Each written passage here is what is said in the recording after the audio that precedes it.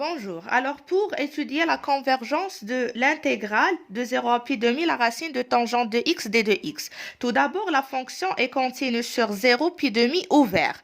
Donc, le problème de convergence se pose en 0 et pi demi. Alors, on commence au voisinage de 0. Au voisinage de 0, la racine de tangente de x est équivalente à la racine de x. Pourquoi? Parce que lorsqu'on fait la limite de la racine de tangente de x sur la racine de x quand x tend vers 0, on trouve que la limite c'est égal à 1.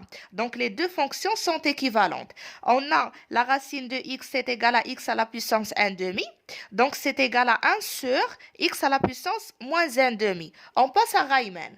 On sait très bien qu'au voisinage de 0, d de x sur x à la puissance moins 1 demi est Riemann convergente, puisque le moins 1 demi est inférieur à 1. Donc, la racine de tangente de x est convergente au voisinage de 0.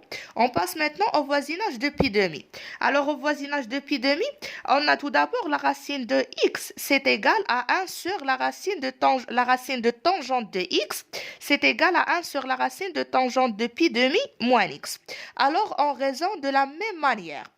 On prend ce changement de variable. Alors, si je pose u est égal à pi demi moins x, alors je dis, lorsque x tend vers pi demi, ça veut dire que u, qui est égal à pi demi moins x, tend vers 0. Donc, j'utilise le même développement limité. Ça va me donner que la racine de tangente de u, lorsque u tend vers 0, est équivalente à la racine de u. Donc, 1 sur la racine de tangente de u au voisinage de 0 est équivalente à 1 sur u sur la racine de u.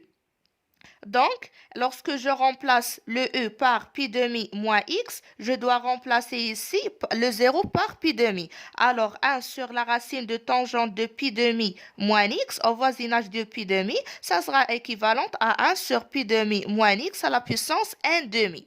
Cette intégrale au voisinage de pi demi est Riemann convergente. Pourquoi? Parce que le 1 demi est inférieur strictement à 1. Donc, on peut déduire que l'intégrale de 0 à pi demi de la racine de tangente de x d de x est convergente comme elle est convergente dans les deux bornes.